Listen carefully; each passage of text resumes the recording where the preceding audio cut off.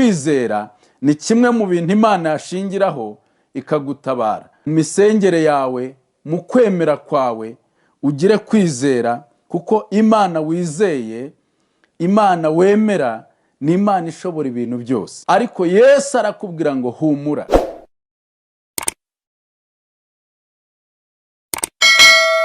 Nishimiye kubana namwe muri aka kanya keza k'ijambo ry'Imana. Tugiye kuganira ku ijambo ry'Imana.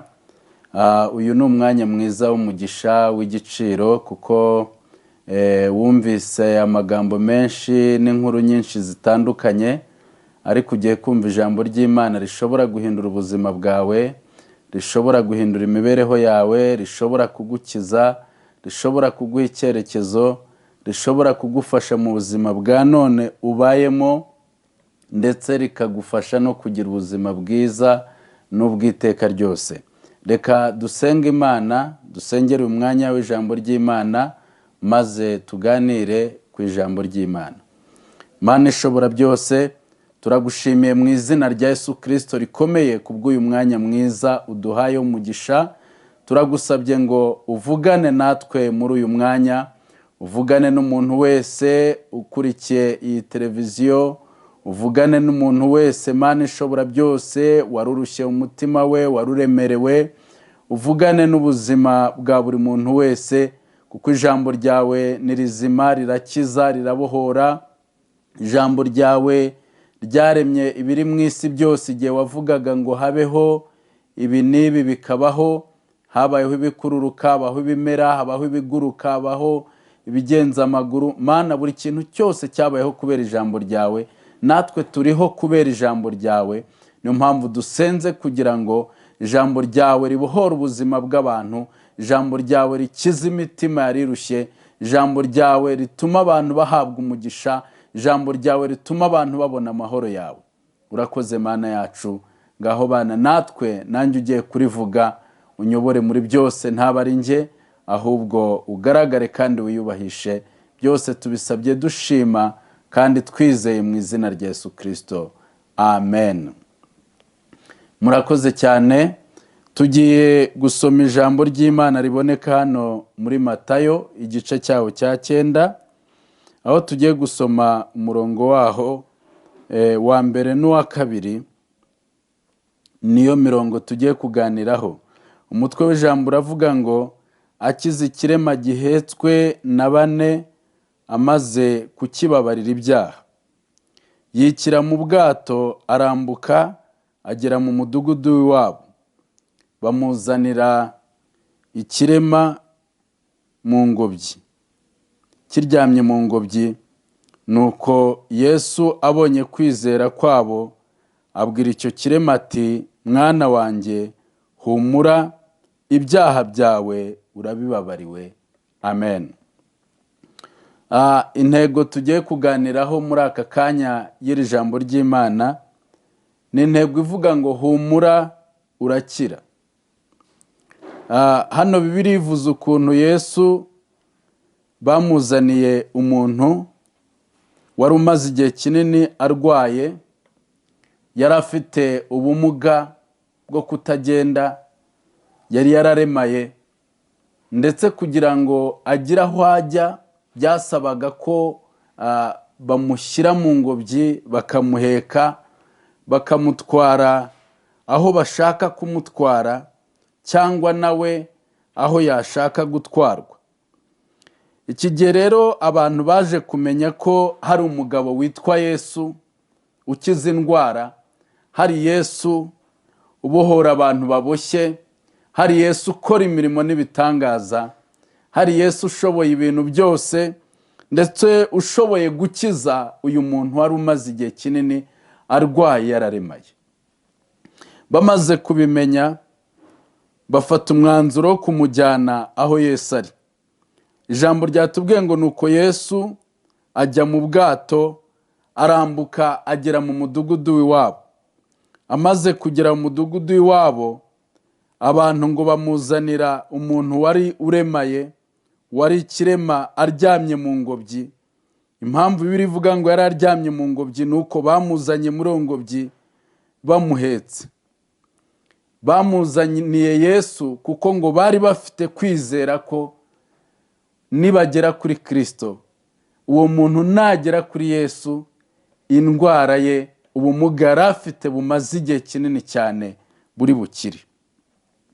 Bamugejeje rero aho Yesu ari, Yesu aramureba, areba no kwizera kw'abo bantu, ngo abonye kwizera kwabo, ntabwo ari ukwizera ko ari uremaye, kwizera kw'abantu bamuzanye, kwizera kw'abari bamuhetse, ko bari bizeye ko Kristo ari bumukize. Yesu abonye kwizera kwabo, ngo aravuga ati, mwana wanjye, humura, ibyaha byawe urabibabariwe. Haleluya. Yesu amaze kuvuga iryo jambo ati, humura, ibyaha byawe urabibabariwe, ngo hari abantu aho ngaho b'abanditsi b'abafarisayo biburanya mu mitima yabo bavuga bati, se uyu muntu ninde? Arigereranya? Ese ashobora kubabarira abantu ibyaha? Ese afite ubwo bubasha?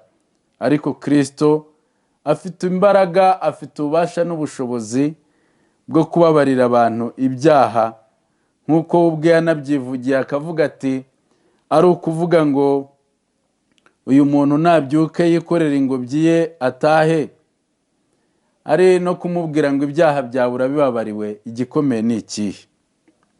Uyu muntu yaje gukira, nk'uko ijambo ry'Imana ribitwereka ku murongo wa 6, ahavuga ngo, ariko mumenye yuko umwana w'umuntu afite ubutware mu isi bwo kubabarira abantu ibyaha. Nuko abwira icyo kirema ati, byuka wikorere ingobyi yawe utahe. Arabyuka aragenda arataha. Abantu babibonye baratangara, bahimbaza Imana yahaye umuntu wayo ubutware, yakijije umuntu wari umaze igihe kinini arwaye. Barayishimira, barayihimbaza, bayishyira hejuru. Abantu nabo baranezerwa kubera ko wa muntu wari umaze igihe kinini arwaye yakize, kubera ko yari abaye muzima. Ibintu tugiye kuganiraho by'ingenzi muri aka kanya ni amagambo Yesu yavuze abonye wa muntu urwaye, abonye kwizera kw'abamuzanye. Mwene data wumvira ijambo muri aka kanya, mu bintu Imana igushakaho by'ingenzi, icyambere ni ukwizera. Kuba umuntu usenga, kuba umuntu ufite kwizera, umuntu wigirira icyizere, umuntu wizera Imana, wizera imbaraga z'Imana, wizera ubushobozi bw'Imana. Gusenga ni byiza, no gushaka Imana ni byiza, ariko ni ingenzi ko usenga umutima wawe ushikamye ku Mana kandi wuzuyemo kwizera. Bibiliya iravuga ngo, nimusaba ikintu cyose muzasaba Imana cyose mwizeye, Imana izagikora. Rero Imana ishaka kuba umuntu ufite kwizera mu buzima bwawe bwa buri munsi, mu misengere yawe, mu kwemera kwawe, ugire kwizera, kuko Imana wizeye, Imana wemera, ni Imana ishobora ibintu byose, ni Imana ifite imbaraga, ni Imana aremye ijuru n'isi, ni Imana yakurinze wowe ubwawe, ni Imana abanye nawe mu bihe bitandukanye, ni Imana yo kwizerwa. Ukwiriye kuyizera kandi ntuteshuke, kubera ko kwizera niko Yesu yashingiyeho akiza uyu muntu wari umaze igihe kinini arwaye. Kwizera ni kimwe mu bintu Imana yashingiraho ikagutabara. Kwizera ni kimwe mu bintu Imana yashingiraho ikagukiza mu bibazo, mu ngorane, mu bigeragezo waba urimo. Yesu aramubwira ati, mwana wanjye, humura, ibyaha byawe urabibabariwe.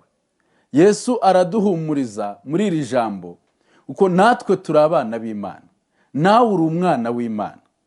Birashoboka ko wavutse mu muryango wa runaka, papa wawe na mama wawe bakubyaye, ndetse ukaba uvuga uti, genda umwana wa runaka, ariko uri umwana w'Imana.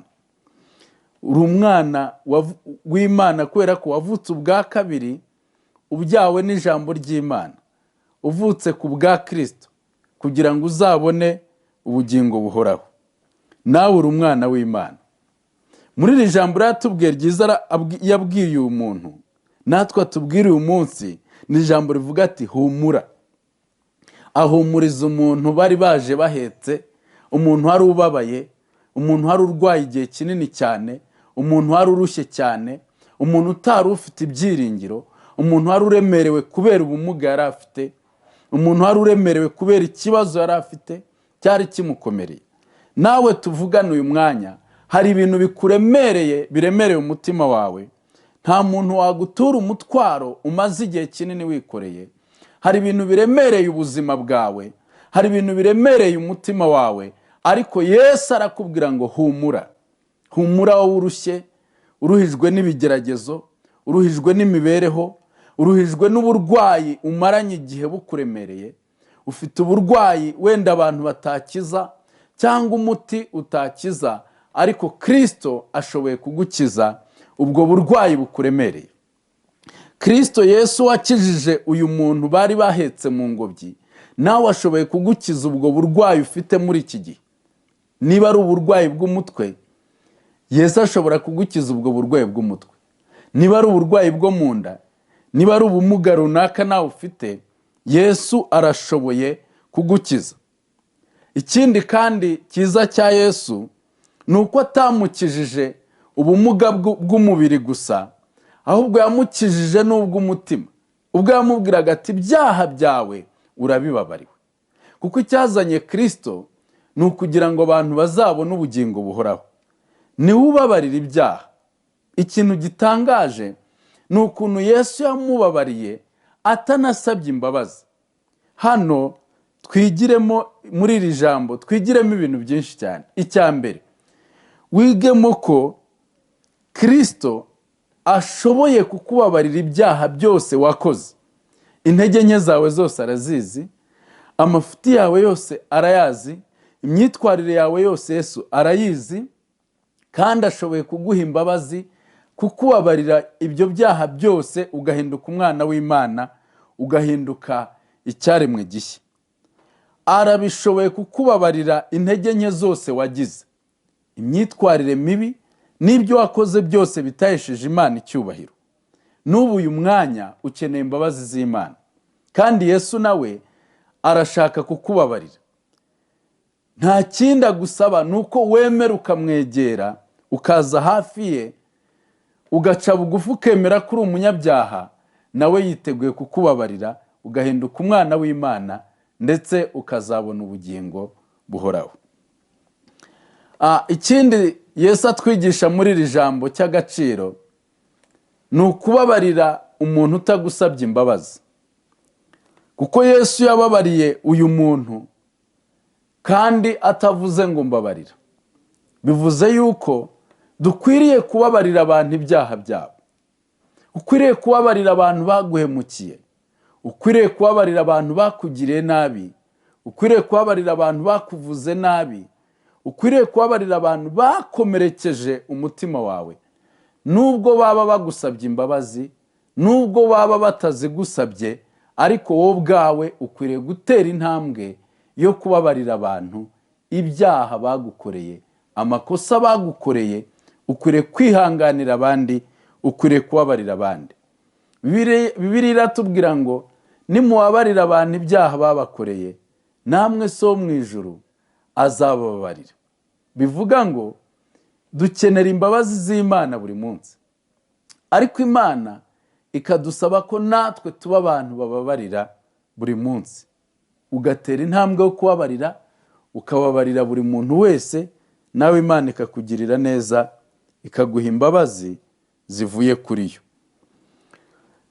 Ikindi kintu gitangaje cyane muri iri jambo ni ukuntu Yesu yagiriye impuhwe uyu muntu wari umaze igihe kinini cyane aremaye, akabona ko agomba gukira ubumuga yari amaranye igihe, agomba gukira indwara yari amaranye igihe kinini, igihe yari amaze atagenda. Navuga ngo igihe yari amaze atagenda cyari gihagije, kuko yari ahuye na Yesu utanga ubuzima, yari ahuye na Yesu utanga kubaho, yari ahuye na Yesu ukiza indwara, ukiza ubumuga bwose. Amaze guhura nawe rero nta kindi yagombaga kumukorera uretse kumukiza amateka yose yanyuzemo atagenda afite ubumuga akarangira, imyaka yaramaranye bwa bumuga ikarangira, agatangira ubundi buzima bwo kuba umuntu muzima. Umuntu ashobora guhura n'abantu benshi ku isi b'umumaro bamufasha, ariko hari ikintu kinezeza muri iri jambo, ni uko uyu muntu nubwo yahuye n'abantu bakamuheka cyangwa bajyaga banamuheka, bajyaga banamwitaho mu muryango nk'umuntu ufite ubumuga, ariko ikintu cyiza cyane gikomeye ni ukuntu yahuye n'umugabo witwa Yesu, haleluya, utandukanye n'abandi bantu bose. Yahura nawe akamugirira imbabazi, yahura nawe akamubwirira ijambo ryiza, akamubwira ati humura, akamugirira imbabazi, ikindi akamukiza bwa bumuga bwose yari afite bukava ku mubiri we akaba muzima. Yesu ni isoko y'ubuzima, Yesu atanga kubaho, Yesu atanga ubuzima. Iyo uhuye nawe ahindura ubuzima bwawe, ahindura imibereho yawe, ahindura imitekerereze yawe, ahindura none hawe, akaguha ejo hazaza heza. Yesu arahindura. Nanjye yangiriye neza ubwo nari umunyabyaha ntarakizwa, nuko mpura nawe ndamwegera ndushye ndemerewe, ndi mu bubata bw'ibyaha, ariko mpura na Kristo ndamwakira, ndihana, musaba imbabazi, mwakira mu mutima wanjye. Kuva uwo munsi ampa amahoro, ampa ibyishimo, ampa umunezero, ampa kubaho, ampa kwigirira icyizere. Ibyo byose nta wundi mbikesha, ni Kristo nahuye nawe. Igihe kimwe nigeze ndwara cyane, nari ndwaye cyane bikomeye, ndetse ngera mu gikombe cy'igicucu cy'urupfu, ahantu nashoboraga no gupfa nkava mu mubiri. Byari bikomeye cyane, byari biteye ubwoba kuri njye ndetse n'abari bandwaje, ariko Yesu angirira ubuntu. Ubwo nabonaga ngiye gupfa birangiye, Imana ingirira neza irankiza. Uwo ni Kristo wankijije. Yesu ndamukunda, Yesu ndamwemera, Yesu ndamwubaha, Yesu mbana nawe kandi nzakomeza kubana nawe akaramata, kuko yangiriye neza, yarankijije muri icyo gihe byari bikomeye, byari biteye ubwoba. Ahuye rero n'uyu muntu navugaga hano, wari uruhijwe n'ubumuga bumukomereye cyane, ngo aramubwira ati byuka wikorera ingobyi yawe utahe. Ni ukuvuga ngo mwibuke ko ba bantu baje bamuhetse mu ngobyi, ariko noneho Yesu aravuze ati noneho iyo ngobyi yawe rero wowe baje bayihetsemo yikorere, noneho ubyuke wigendere witahire. Biravuga ngo uwo mwanya arabyuka aragenda arataha. Abantu babibonye bose baratangara. Bene data, Yesu arakiza. Yesu arakiza. Uretse n'ubu burwayi bwonyine yakijije umuntu, Yesu akiza ibikomere umuntu wese ashobora kugira. Ibikomere nawe ufite Yesu yagukiza. Yesu akiza agahinda, akiza umubabaro, akiza kwiheba. Ugeze hahandi wumva ugiye gupfa, ubuzima burangiye, Yesu ashobora kugukiza. Yesu akiza abantu ibikomere batewe n'amateka, n'ibyo bahuye nabyo, n'ibyo banyuzemo. Nawe ufite ibikomere, ushobora kuba waratewe n'ubupfubyi, ibikomere waba waratewe n'ubupfakazi, ibikomere waba waratewe n'abakugiriye nabi, n'abantu runaka baguhemukiye, ibikomere waba waratewe n'umugabo wawe waguhemukiye, cyangwa n'umugore waguhemukiye, cyangwa n'umuturanyi wawe waguhemukiye, cyangwa n'inshuti yawe yaguhemukiye. Ushobora kuba ufite ibikomere watewe n'amateka wanyuzemo runaka, cyangwa wagiriwe nabi runaka, umutima wawe urakomereka. Ariko ndagira ngo ubwire ngo Yesu ni umwami ukiza. Humura, Yesu arabishoboye kugukiza. Yesu ashobora kugukiza icyo gikomere, umutima wawe ukabohoka, ukishima, ukanezerwa. Yesu ashobora kugukiza agahinda n'umubabaro watewe n'ubuzima waciyemo cyangwa urimo gucamo uyu munsi, ukaba wihebye, umutima ukaba ubabaye, nta byiringiro ufite, nta munezero ukigira, wumva nta mahoro ufite, kubera ibigeragezo urimo gucamo, wumva nta byiringiro by'ejo hazaza, ejo hawe ntabwo urimo kuhabona, ariko akirira ijambo uyu mwanya. Haleluya! rikubwira ngo humura, humura nubwo wakomeretse, ariko Imana irabishoboye kukomora, Imana irabishoboye kugukiza, Imana irabishoboye kuguha ibyishimo bivuye kuri yo.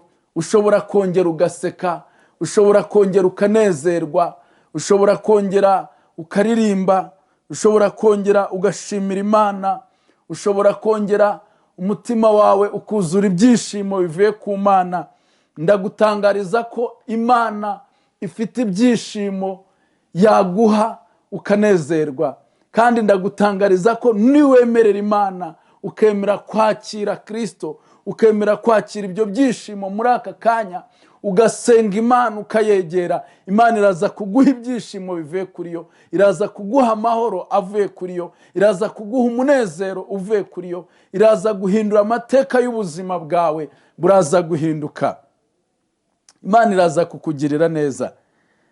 Wa muntu ngo yarabyutse yikorera uburiri bwe aragenda, yikorera ingobyi ye baje bamuhetsemo aragenda, yaje aryamyemo, noneho agenda ataryamye, agenda ahagaze kubera Yesu, agenda n'amaguru ye atera intambwe ahimbaza Imana, ashimira Imana kubera Yesu. Yesu ashobora guhindura ubuzima bwawe.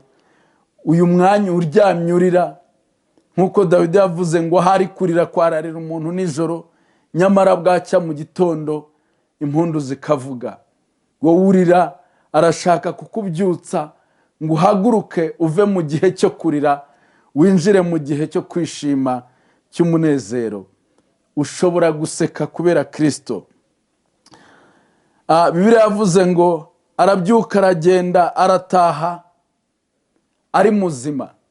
Ikindi nanone gitangaje kiri jambo, biravuze ngo abantu babibonye baratangara bahimbaza Imana.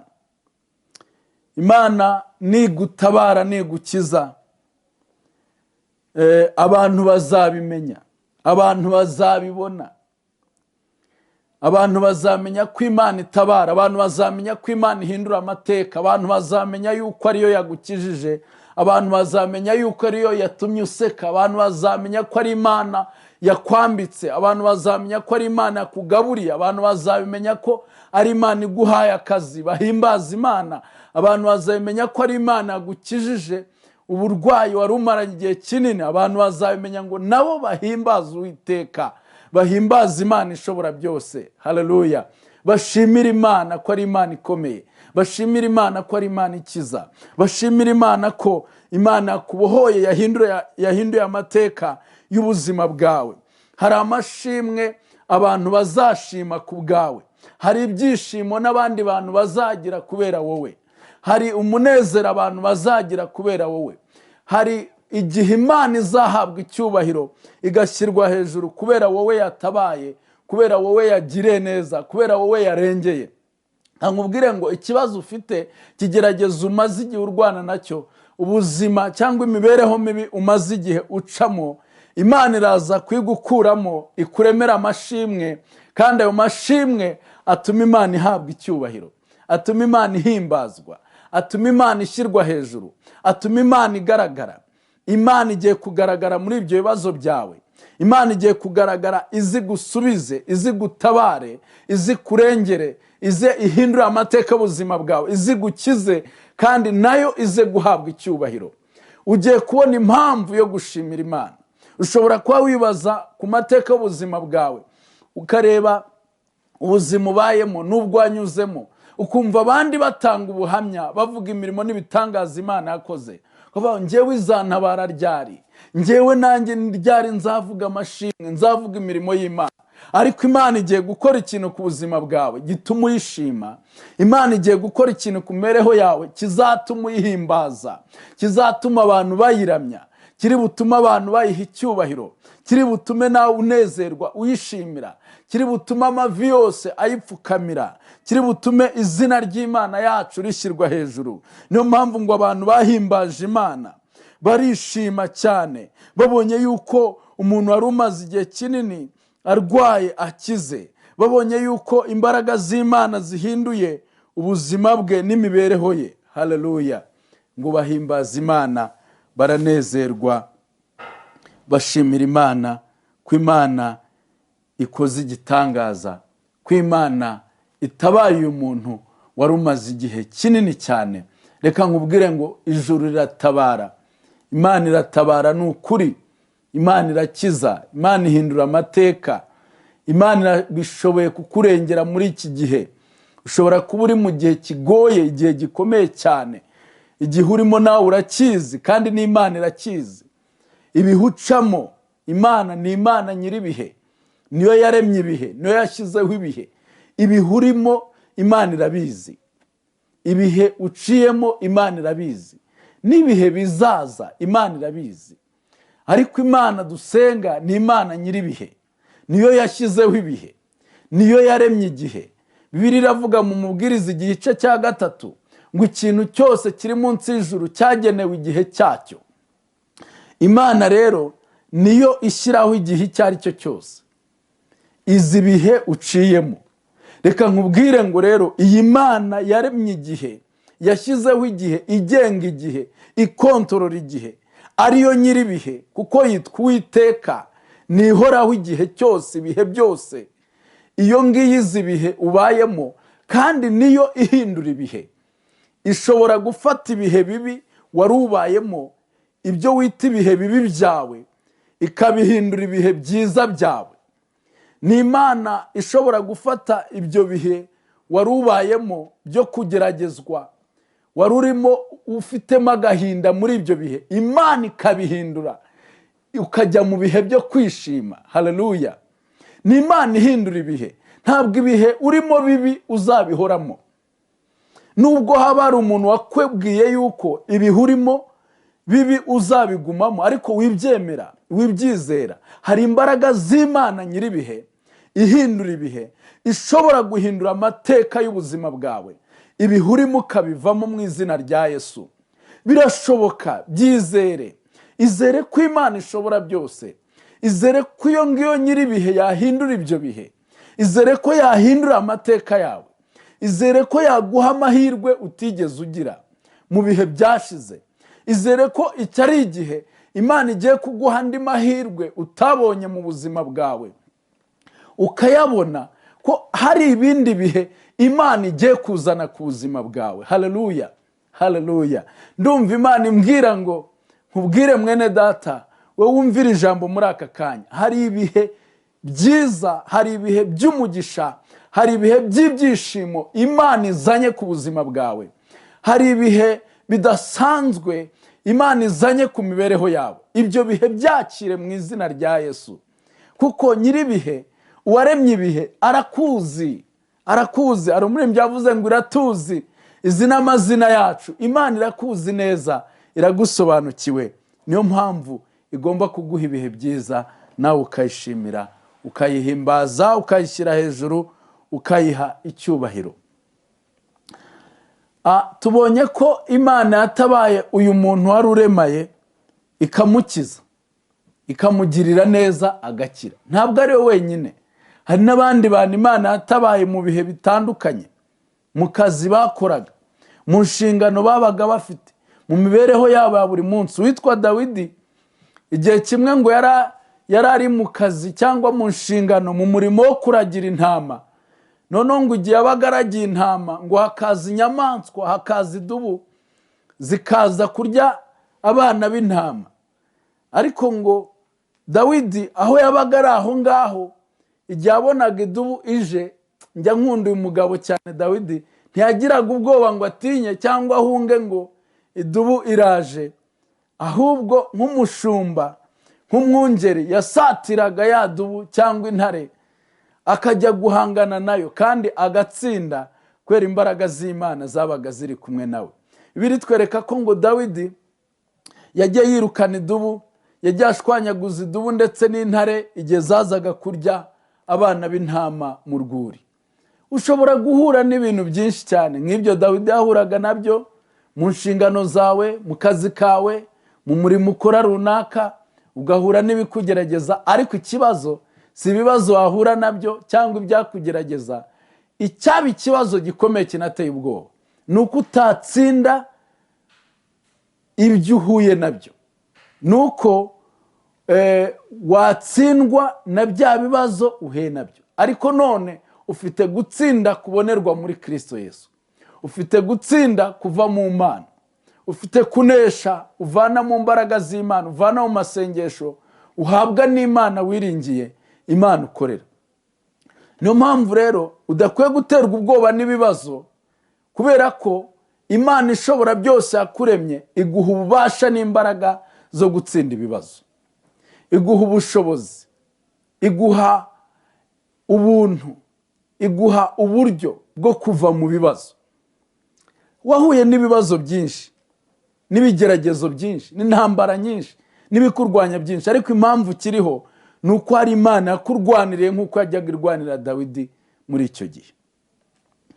Umunsi umwe Dawidi yaje guhura n'Umufilisitiya witwaga Goliyati, warwanije Abayisiraheli igihe kinini cyane. Dawidi ngo amaze kumva ukuntu Goliyati yarwanije Abayisiraheli igihe kinini cyane, aza kuvuga ati nyamara uriya Mufilisitiya utarakebwe, nge nshobora kumutsinda, nshobora kumurwanya nkamutsinda. Ariko ngo Sawuli aravuga ati uriya mugabo ni umunyantambara, ni umuntu ukomeye cyane. Ariko Dawidi yari yizeye imbaraga z'Imana ye, Imana akorera, Imana yubaha. Dawidi aza kuvuga ati njyewe Imana yabanye nanjye, ndagiye intama mu rwuri, ikampa gutsinda idubu ndetse n'intare, yaburite kumpa gutsinda uriya Mufilisitiya utarakebwe. Rwango Dawidi yibukaga uburyo Imana yamurwaniriye mu gihe cyatambutse, akibuka imirimo y'Imana, iby'Imana yakoze mu gihe cyashize, akibuka imbaraga z'Imana ukuntu zabanye nawe agatsinda intare n'idubu, bikamuha icyizere cyo gutsinda mu gihe agezemo ndetse n'ejo hazaza. Aribyo byatumaga yumva ko agomba gutsinda na Goliyati. Reka nkubwire ko mu mateka wanyuzemo wari ukwiriye gukuramo imbaraga ziguha gutsinda ibikurwanya muri iki gihe, ziguha no gutsinda n'ibyakurwanya n'ejo hazaza. Wari ukwiriye gukuramo imbaraga zituma unesha ibintu byose bishobora kurwanya ubuzima bwawe cyangwa se imibereho yawe. Dawidi yibukaga iby'Imana yakoze mu gihe cyashize, bikamutera imbaraga no kwizera ko Imana iri bukore n'ibindi.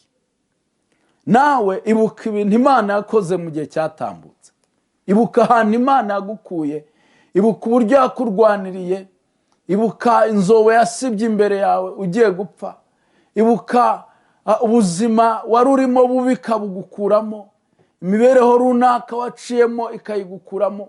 Kandi nawe nubwo waba uri mu mibereho mibi uyu munsi, Imana ishoboye kuyigukuramo, kuko ni Imana itabara, ni Imana igira neza, ni Imana ihindura amateka, ni Imana irengera abantu bayo, ni Imana ikiza abantu yahamagaye, ni Imana ikiza abantu yatoranije, ni Imana igirengera abantu bayo.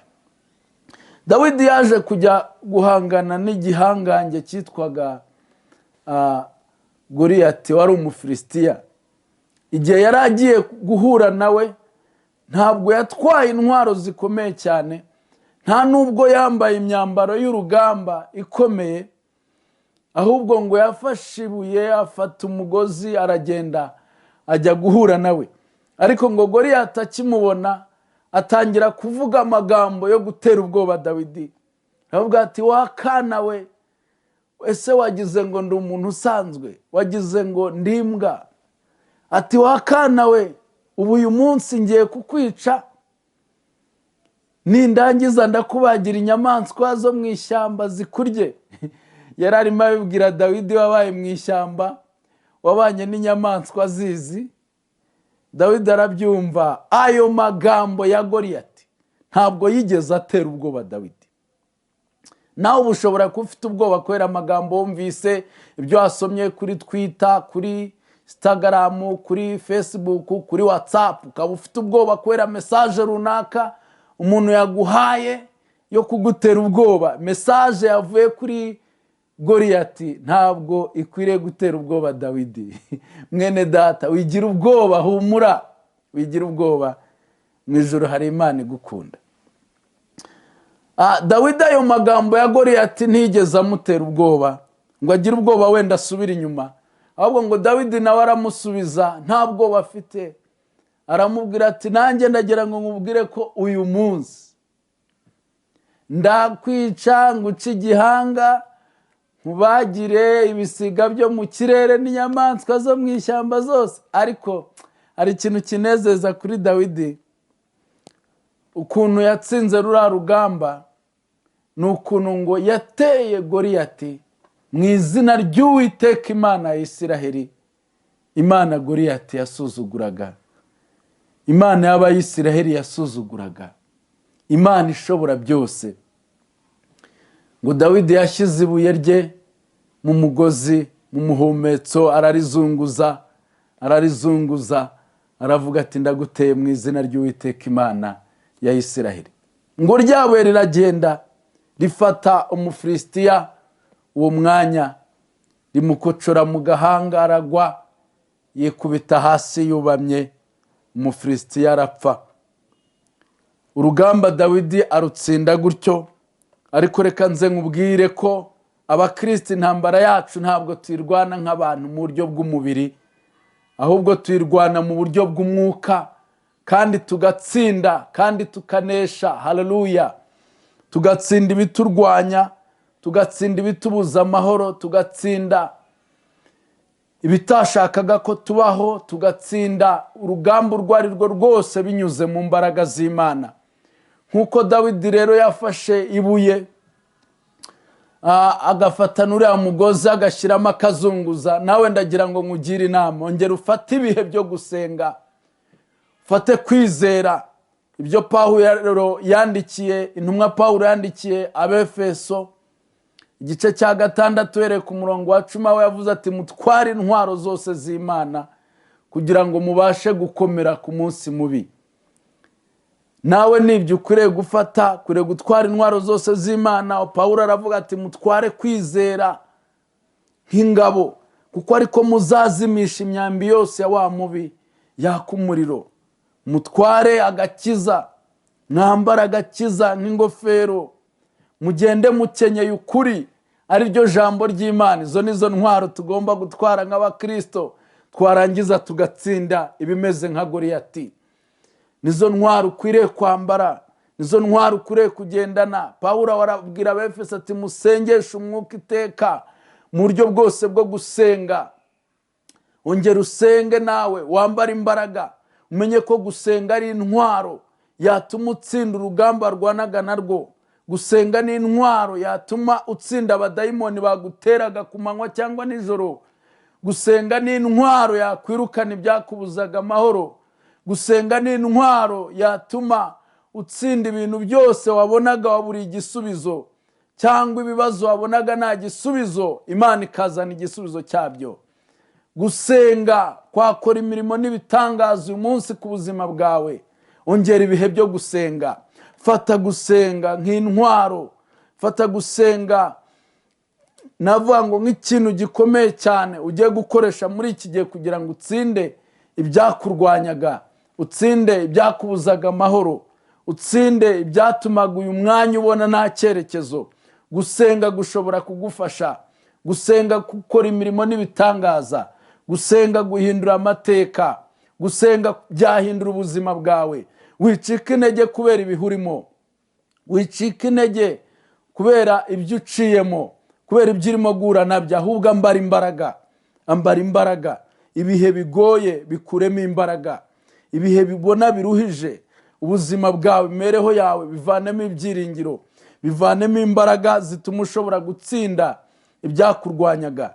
Iki ntabwo ari igihe cyo gucika intege, iki ntabwo ari igihe cyo gusubira inyuma, iki ntabwo ari igihe cyo kugwa ngo uve mu byizerwa. Oya, iki ntabwo ari igihe cyo gusubira mu byaha wakoraga kera ngo wongere ubikore. Ni igihe cyo kubaha Imana, ni igihe cyo gukunda Imana, ni igihe cyo gukorera Imana, ni igihe cyawe cyo gushaka Imana n'umutima wawe wose, ni igihe cyawe cyo kubaha Uwiteka ukamukorera mu kuri nta buryarya, ni igihe cyawe cyo gukora iby'Imana ishaka uko bwije n'uko bukeye, ni igihe cyawe cyo kugendana n'Imana ku manywa na nijoro. Reka gusubira inyuma, reka kugwa, reka gucika intege. Ambara imbaraga, ongera ibihe byo gusenga, ongera uzajya ubyuka nijoro usenge, ongera usenge ku manywa, ongera wiyirize ubusa, ureke ibintu byose byatuma udasabana n'Imana, wegerane n'Imana. Ibyo bikurangaje muri iki gihe wirangara. Satani yazanye ibintu byinshi byo kurangaza abagenzi bajya mu ijuru, abakristo, abantu b'Imana, ariko mwirangara. Reka kurangara, komeza usenge, komeza wubahe Imana, komeza ugendane n'Imana, komeza ukora iby'Imana ishaka, komeza wemerera Imana iyobora umutima wawe. Wikwemerera Satani ko agushuka ngo uve mu byizerwa, uve mu gakiza, usubire inyuma. Emerera umwuka w'Imana, umvira Imana ikubwira kuyikorera muri iki gihe kigoye kandi kiruhije. Emerera Imana ikubwira ko ishaka kuyubaha, umvira ijwi ry'Imana ryarindi riguhata ngo senga, ryarindi riguhata kugira neza, gufasha abantu bababaye, kwita ku bantu bari mu bibazo. Emerera iryo jwi rikubwira kwitangira abandi, kwigomwa kugira ngo ugirire neza umuntu ubabaye. Emerera iryo jwi, kuko nawe Imana ivugana nawe, nawe Imana ijya igusura ikakuganiriza, ikakubwira ikintu cyiza ugomba gukora. Reka mbabwire iki ngiki, abantu benshi bakora ibintu bibi, hari ijwi ribabwira kubikora, kandi iryo jwi ribabwira gukora ibibi ni ijwi rya Satani. Abantu benshi bakora ibyiza, hari ijwi ribabwira kubikora, kandi iryo jwi ribabwira gukora ibyiza ni ijwi ry'Imana. Mwene data, jya wumvira iryo jwi, jya wumvira ijwi ry'Imana. Igihe Imana iguhata, igihe Imana ikubwira gukora ibyiza, yemerera Imana ubikore. Umvira iryo jwi ry'Imana, ukora iby'Imana ishaka, nayo izaguha umugisha. Ubaha Imana kandi uyikunde, kuko nayo iragukunda. Mwene data, Imana iragukunda cyane. Umuntu ashobora kugukunda igihe cyagera akazakubwira ko yabivuyemo, cyangwa se yabiretse, cyangwa se ntanabikubwira ariko ukabibona ko atakigukunda. Ariko Imana yo yaragukunze, n'ubu iragukunda, ikomeje kugukunda, izahora igukunda ibihe byose. Ushobora kutumva cyane urukundo Imana igukunda n'uburemere bwarwo, ariko hari ikintu kimwe cyagufasha kurwumva cyane. Igihe Imana yaremaga umuntu mu ngobyi ya Edeni, Satani yababajwe n'agaciro n'ububasha n'urukundo rukomeye n'ubuntu butangaje umuntu ahawe n'Imana. Bituma Satani agira ishyari, Satani yanga umuntu, Satani arwanya umuntu uhereye kuri Adamu muri Edeni.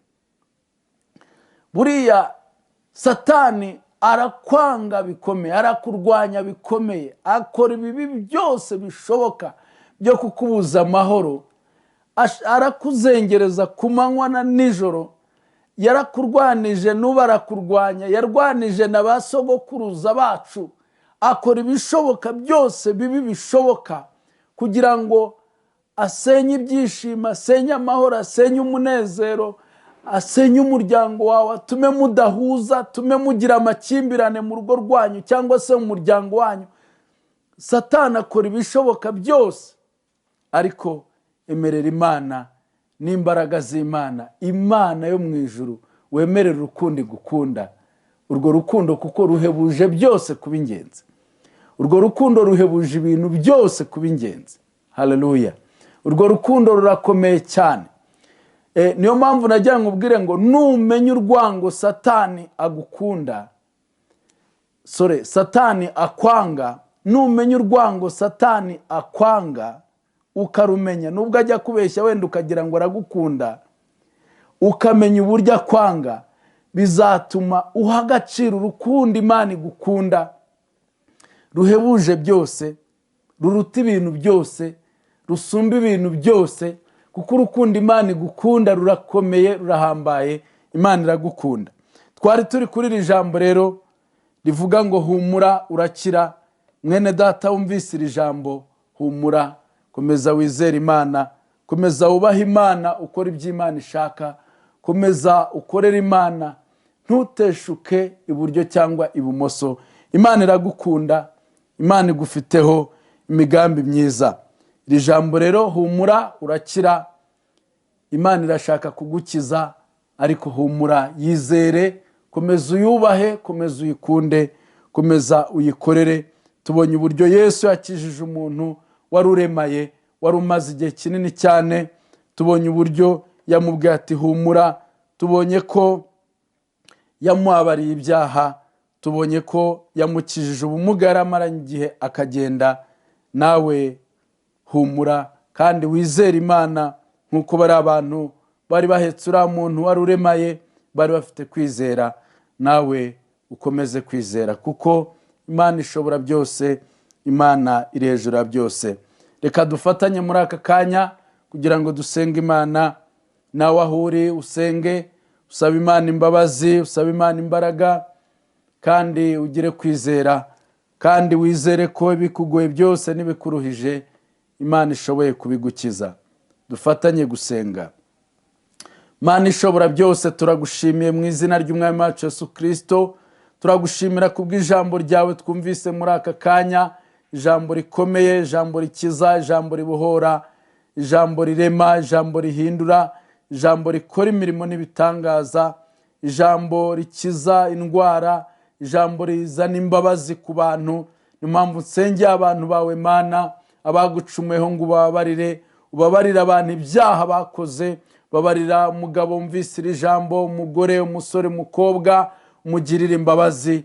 Kristo, ubabarire abantu bawe ibyaha, kandi ndagusabye ngo ubakize ibibarwanya. Wowe wakijije umuntu wari uremaye, kiza abantu agahinda, kiza abantu umubabaro, kiza abantu ibikomere bagize, kiza abantu indwara zari zibaruhije, kiza abantu ibyari babujije amahoro byose. Mana, bakize, ubagirire neza, ubagirire imbabazi, babone imbaraga zawe, kandi babone ukuboko kwawe, babone amahoro yawe, babone ineza yawe n'urukundo rwawe. Nyagasani Imana yacu, niwe humure ryacu. Ndagusabye ngo uhumurize imitima ibabaye, imitima yaritakaje ibyiringiro. Abantu be bahumurizwe nawe kandi bakomezwe nawe.